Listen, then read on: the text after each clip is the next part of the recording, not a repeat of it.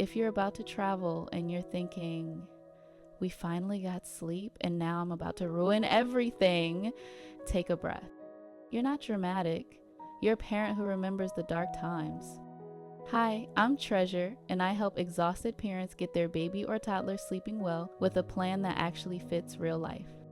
Let's start with what's really driving the travel chaos.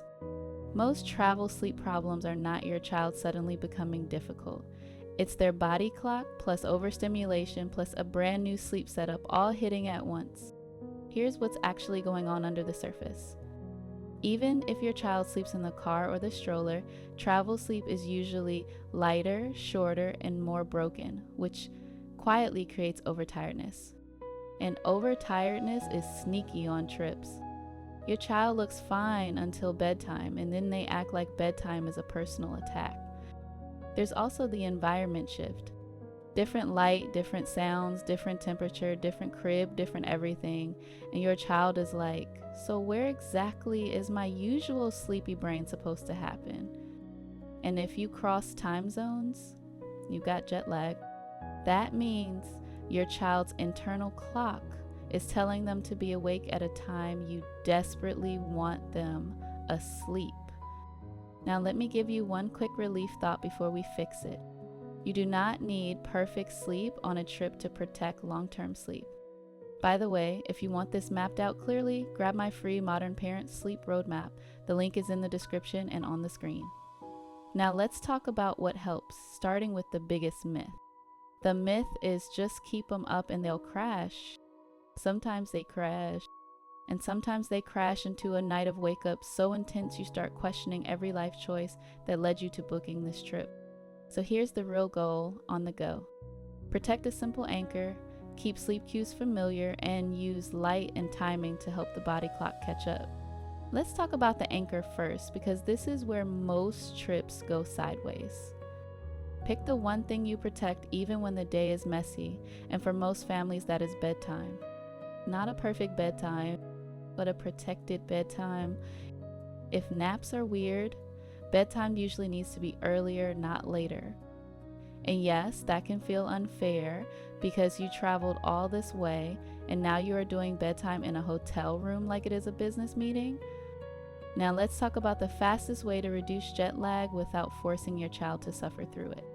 Light is the boss of the body clock.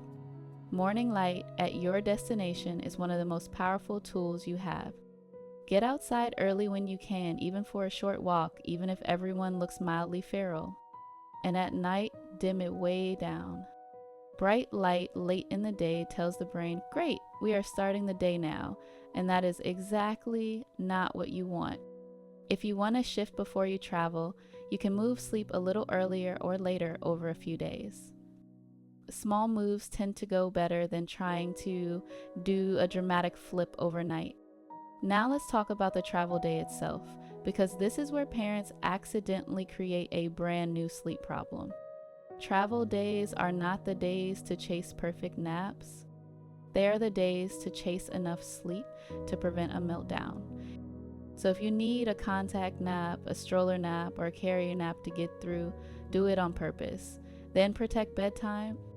And if you're flying, keep your expectations realistic. Your child may not sleep like they do at home, and that is not proof you are doing it wrong. It is proof you are in a flying tube with recycled air and big feelings.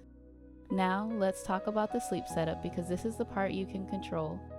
Bring the cues your child's brain already recognizes. Darkness helps, white noise helps, a familiar sleep sack helps. If your child sleeps in a travel crib, let them practice in it before the trip if you can, so the first night is not a surprise audition. And please do not introduce a bunch of brand new sleep props for the first time on vacation. That is how you get home and realize you have accidentally adopted a bedtime routine that requires 3 items, 2 songs, and 1 specific corner of the room. Now let's talk toddler for a second, because toddler travel sleep is its own sport. Most toddlers are not fighting sleep because they are not tired. They are fighting sleep because travel feels exciting, unpredictable, and they are testing if the rules still exist in this new place.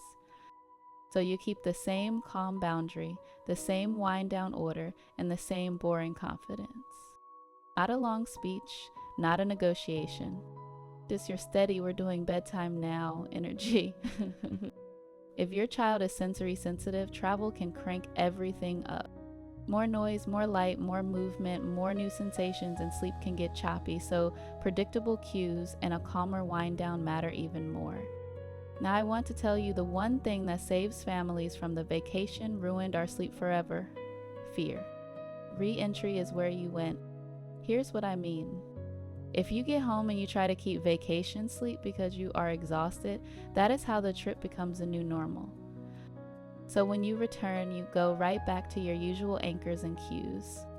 Home routine, home sleep space, home timing, even if naps are a little messy for a couple of days. So now I'm going to say something gently and with love. If you plan a packed schedule with late nights and no downtime, and then you act shocked your baby sleeps like a raccoon in a hotel, that is not your child betraying you. That is cause and effect. You can still have fun. Just build the trip like someone who wants sleep to survive it.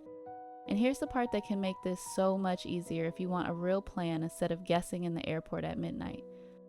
I have a master's in social work, I'm a certified pediatric sleep consultant, and I'm the founder and CEO of Rested and Renewed Pediatric Sleep Consultant. If you want personal help, you can book a consult and we will build a travel plan that fits your child and your actual itinerary, including jet lag, naps on the go, and getting back home without chaos. And yes, I'm also a toddler mom, so I'm not judging you for the snack bribery.